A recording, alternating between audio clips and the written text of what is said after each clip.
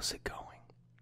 Voice of Persona, aka Randy, back at you with another video, and today we're going to be reading some Marvel facts. Facts you may not know, in fact. I've been going down a Marvel rabbit hole these past couple of weekends, watching the various Marvel Cinematic Universe movies. I'm behind. I have not seen Infinity War. I haven't seen the last 4 or 5 movies, actually, so each of these weekends, these past couple of weekends, I've been watching the movies, and that has kind of inspired me to make this video. So without further ado, let's jump into it, shall we? I know you guys like these videos, so this one's gonna be fun. Okay, Michael Jackson tried to buy Marvel Comics in the early 1990s, so that he could play Spider-Man in his own produced movie. According to a former Disney chairman, the notoriously controversial CEO of Marvel Entertainment, Ike Perlmutter, thought nobody would care that Terrence Howard's character was replaced by Don Cheadle in the Iron Man franchise. Or Cheadle, I don't know how to pronounce that. Because black people look the same. As of 2015, Perlmutter no longer oversees the development of Marvel Studios. Rightfully so. Due to the production schedule of Captain America: Civil War, Spider-Man had to be written into the film many months before he was available for Marvel Studios to legally use. Had Sony denied access to the character, co-director Anthony Russo admitted that they never had a plan B. You know what's cool about this is that they have the sources for all of this information, so you can actually check the validity of each and every statement. Kevin Feige, who eventually became the president of Marvel Studios and mastermind behind the Marvel Cinematic Universe, was hired on the first X-Men film as an assistant, but was given an associate producer credit when another producer discovered he was a walking encyclopedia of Marvel. At the end of the Deadpool movie, the title character fights Ajax on top of a partially disassembled helicarrier, visually similar to the ones used by S.H.I.E.L.D. in the Marvel Cinematic Universe. This is a direct nod to the Marvel Cinematic Universe, though Fox Studios requested that flying aircraft look different enough to prevent a lawsuit from Disney. Clark Gregg's Agent Coulson was not intended to reappear in the Marvel Cinematic Universe past the first Iron Man film. It wasn't until a contract dispute with Samuel L. Jackson caused Nick Fury's role in Thor to be dropped, and Clark Gregg was asked to reappear in a larger role. In a 1996 DC Marvel Comics crossover, Quicksilver challenged the Flash to a race and lost. That's pretty awesome. In the 1997 DC Marvel special, Batman Captain America, the Red Skull hires the Joker to steal an atomic bomb during World War II. Joker evades Batman, Cap, Bucky, and Robin, and delivers it to the Skull. But is horrified when he learns the Skull is a Nazi, saying, "I may be a criminal lunatic, but I'm an American criminal lunatic." When the Skull threatens to drop the bomb on Washington, D.C., the Joker actually fights him in the plane's cargo bay. When Captain America and Batman take over the plane and bring it over the ocean, the two villains are dropped out with the bomb just before it explodes. Both Captain America and Batman are convinced the two are still alive somehow. Marvel, that was a really cool one, actually. That was my favorite one thus far. Marvel and DC Comics created Amalgam Comics, which joined the two universes together, resulting in characters such as Dark Claw, Batman/Wolverine, Super Soldier, Superman, and Captain America and Iron Lantern, Green Lantern / Iron Man. Many of Marvel's notable superheroes and villains are of Irish descent, including Captain America, Beast, Iceman, an incarnation of Ant-Man, Daredevil, Bullseye, and Dum Dum Dugan. When Stan Lee and Jack Kirby were creating villains for the Marvel comic books, they turned to the Bible. Out of that inspiration came Galactus, God, and Silver Surfer, Satan. In the storyline, Deadpool kills the Marvel Universe. The X-Men sends Deadpool to a mental hospital for therapy. The doctor treating him is actually Psycho Man in disguise, who attempts to torture and brainwash Deadpool into becoming his personal minion. The procedure fails, but leaves Deadpool even more mentally unhinged. As a result, he kills Psycho Man and begins assassinating every superhero and supervillain in Marvel Universe, one by one, in an attempt to rebel against his comic book creators. The book ends with him breaking into the real world and confronting the Marvel writers and artists who are currently writing the book. Before he proceeds to enter, he turns to the reader, promising that once he's done with this universe, I'll find you soon enough. Marvel created a superhero named Throg. He is a frog that has the power of Thor, and is in a group called the Pet Avengers. In the Marvel Universe, the cleanup from major battles is handled by Damage Control, a joint venture of Tony Stark and the Kingpin. They even had their own series in the late 80s. In one of the Marvel's What If series, Hulk and She-Hulk get married and their lives become much like those on I Love Lucy. Mr. Immortal is a superhero who exists in the Marvel Universe with no special powers except immortality. He has been killed in ways including crushing, burning, self-impalement on giant novelty scissors, bear trap, cannon, chainsaw, piranhas, ferrets, spear, and python. There is an issue called The Punisher Kills the Marvel Universe, where he kills every single Marvel superhero and villain, including himself. That's metal. The Pentagon halted its cooperation with Marvel Studios on the Avengers because they did not appreciate that they would have to answer to the secret organization like S.H.I.E.L.D. In Marvel's Earth 616 continuity alone, Jean Grey, a founding member of the X-Men, has died 14 times. In the Marvel Cinematic Universe, the events in Thor, The Incredible Hulk, and Iron Man 2 all take place within 7 days, collectively referred to as Fury's Big Week. The Thing of the Fantastic Four was once killed after being possessed by Doctor Doom. Grief-stricken Mr. Fantastic decides to revive him by stealing the Thing's soul from heaven. While there, the four were invited to meet God, who was designed to look like Marvel artist Jack Kirby. During the Old Man Logan Marvel series by Mark Miller, the Hulk reproduced with She-Hulk because Bruce Banner knew she was biologically compatible to carry his offspring, despite her being his cousin. In a cross-promotion with Combo's Snacks, Marvel once published a single-issue comic titled Combo Man about a boy who was able to transform into a superhero amalgamation of Magneto, Hulk, Wolverine, Daredevil, Iron Man, the Punisher, Carnage, Spider-Man, the Human Torch, Captain America, and Cyclops after being bombarded by energy and eating a combo. In the Marvel series Spider-Man Reign, set 30 years in the future, it is revealed that Mary Jane Watson, Peter Parker's wife, has died from cancer brought on by Peter's radioactive semen. I shouldn't laugh at that, I'm sorry, but it's just, this was never something I knew about. I never really thought about Spider-Man in the future.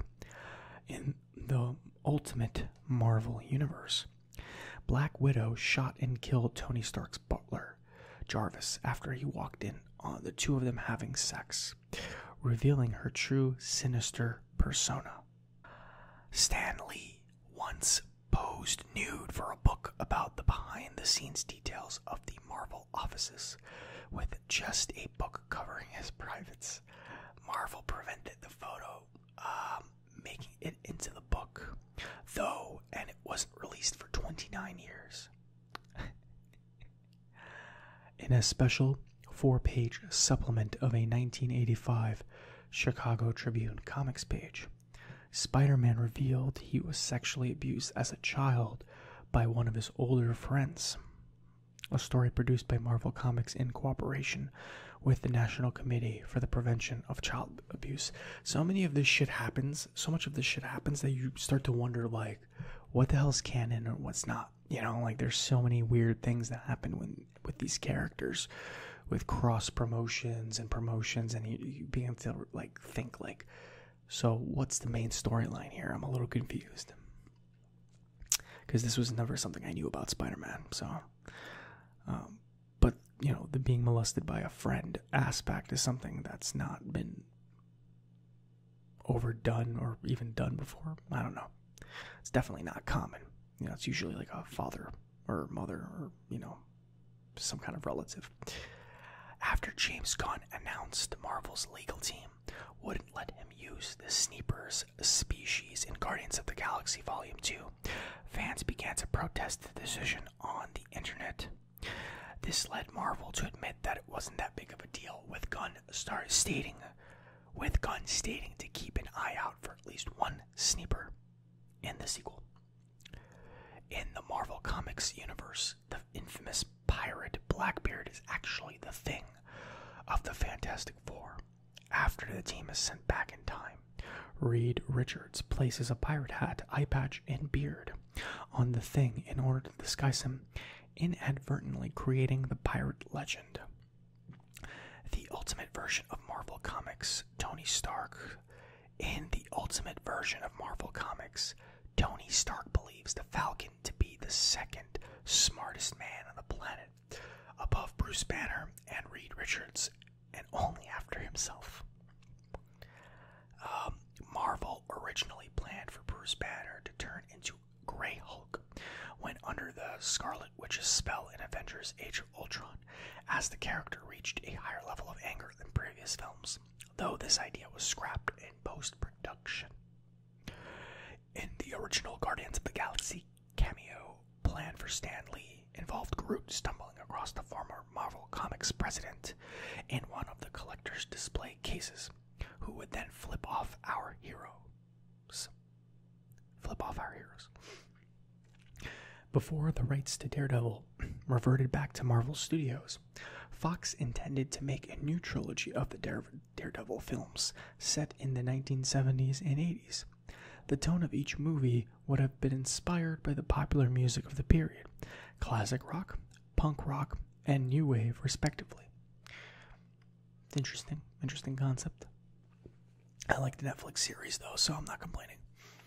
Galactus, the often antagonistic devourer of worlds in Marvel Comics, was inspired by God, with the Silver Surfer based on a fallen angel. Yeah, I think we read this already. Yeah, we did.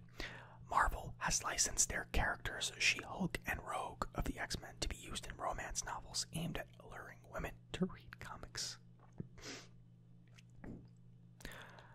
After the 1973 storyline, The Night Gwen Stacy Died, premiered in the Amazing Spider-Man comics, Stan Lee promoted his intention to bring her character back soon after. 40 years later, the character has yet to return in Marvel's main continuity, aside from failed clones, as her death is regarded as one of the most significant moments in Marvel's history. In Marvel's mainstream comics continuity, Pepper Potts conceives a child with Happy Hogan, but she suffers a miscarriage after being assaulted by Iron Man's enemies. The X-Men comic series was originally considered a second-tier title by Marvel and was even canceled in 1969. The series didn't gain popularity until after it was rebooted in 1976, featuring a mostly new team that included Storm and Wolverine. On Earth 3490 of the Marvel Multiverse, Tony Stark was born a female named Natasha Stark and becomes the Iron Woman when she grows up. Stark ultimately marries Steve Rogers, which prevents the superhero registration program and civil war. You see what I mean? Like, this stuff can get really confusing. Like, I don't even understand half of this shit, to be honest with you. Like, I'm just following along with the movies, but there's like so many little intricacies that you're just like, Iron Man's a woman now and he's in the future, and Spider-Man killed his wife with radioactive semen. Like, I'm so very confused. According to the 2010 Marvel Comics series S.H.I.E.L.D., the secret organization began in ancient Egypt as the Brotherhood of the Shield, and over time has included members such as Isaac Newton and Leonardo da Vinci. That is insane. Marvel recently published a non-canon mini-series titled Deadpool Killustrated, in which the mercenary with the mouth hunts down and kills characters from literary classics such as The Little Mermaid, Christmas Carol, and Sherlock Holmes.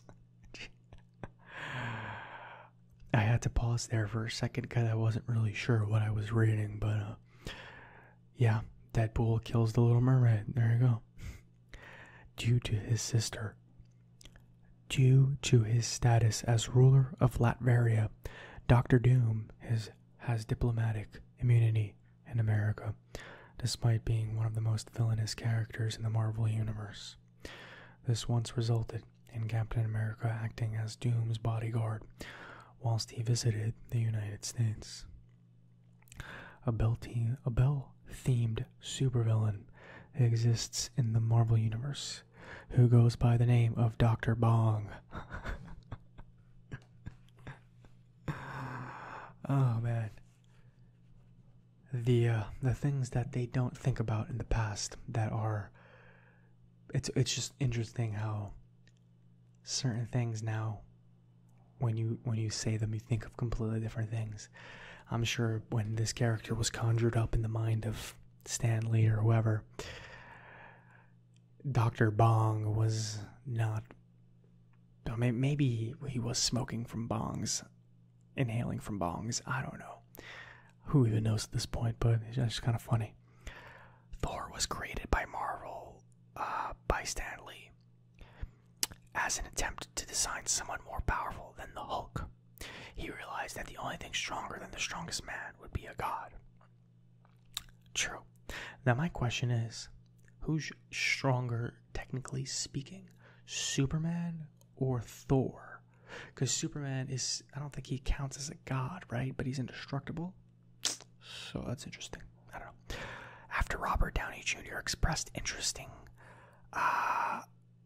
there's a typo, I apologize. Expressed interest in the role of Tony Stark, Marvel originally told Iron Man director Jon Favreau, "Under no circumstances are we prepared to hire him at any price." He pestered the filmmakers until they eventually gave him a screen test. And here we are, he's Iron Man. Before Marvel was returned the rights to make an Iron Man film, New Line Cinema attempted to make a movie that featured the title character doing battle with War Machine, who would eventually be revealed as Howard Stark, Tony's supposedly dead father. While the iconic Demon in a Bottle comic arc was touched upon in Iron Man 2, director Shane Black has stated that it was off limits for the third film. Marvel and Disney were both concerned about featuring a heroic character deal with alcoholism in a family film and its effect on children in particular.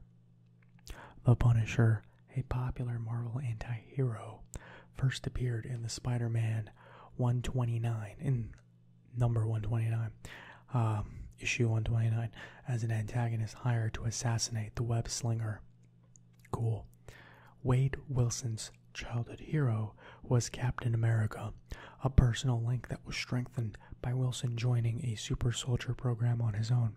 Once Deadpool actually made a name for himself as a madcap mercenary turned hero, Steve Rogers became one of the few Marvel characters who treated Deadpool with empathy and acceptance. Oh, that's nice. Deadpool's a great character, though. He's a little crazy, though, for sure. Mark Ruffalo actually discussed playing Bruce Banner with the director of the 2008 film The Incredible Hulk, but Marvel did not believe he would be right for the role. Interesting. While Agent Coulson started out as a minor character in the Marvel Cinematic Universe, his immense popularity amongst fans caused writers to add him into the mainstream Marvel Comics continuity in 2012. He now serves as a member of the Secret Avengers. In a 1978 issue of Marvel Team Up, Spider-Man teamed up with the third season cast of Saturday Night Live, which included Bill Murray, John Belushi, to fight off the Silver Samurai. This is crazy. In the Marvel Universe, Santa Claus is actually the world's most powerful mutant ever registered.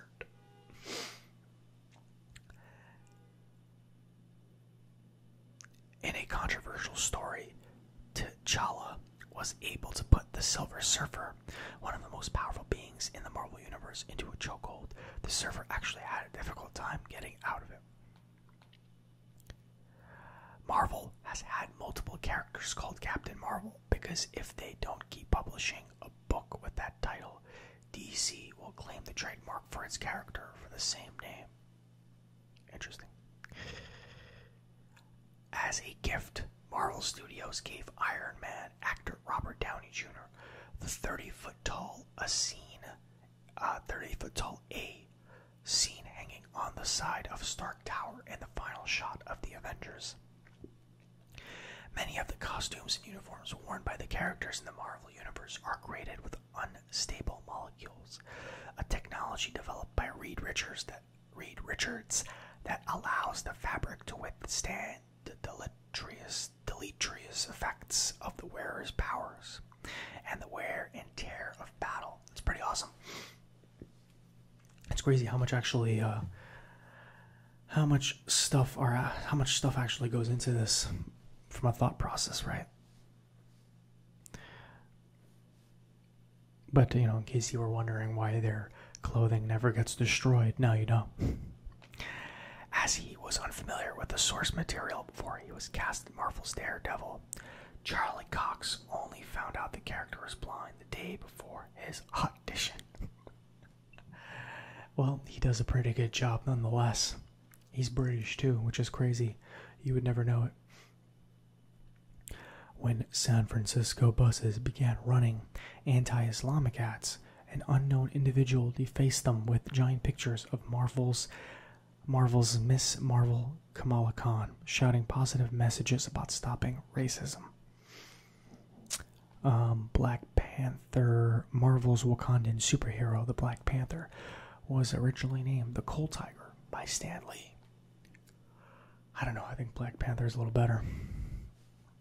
Name-wise, it sounds cooler, I would say. There are two Infinity Gauntlets in the Marvel Universe. The first is right-handed and can be seen in Odin's treasure room. The second, left-handed gauntlet can be seen at the end of Avengers Age of Ultron, when Thanos removes it from his vault. Jon Favreau, I don't know how to say his name, was originally hired by Marvel to direct a Captain America comedy film. When that fell through, Marvel kept him on to direct Iron Man. Due to a strange law in America where importing toys resembling humans are taxed higher than those that do not, Marvel successfully argued in court that because their X-Men action figures are mutants, they should be exempt from the tax. Well played, Marvel. Well played. Clark Kent is also a character in the Marvel Universe, where he is actually just a mild-mannered reporter and nothing more. That is hilarious. That's great. I don't really know what to make of that, but that's great. I gotta look into that more. But yeah, that's all I got for now, guys. There's a lot more on that list, but we'll save it for another video because we don't wanna burn ourselves out on the awesomeness that we have going on. But yeah, what did you guys think? What's your favorite Marvel movie, Marvel superhero character? Let me know in the comments below. I'd love to hear what you guys have to say.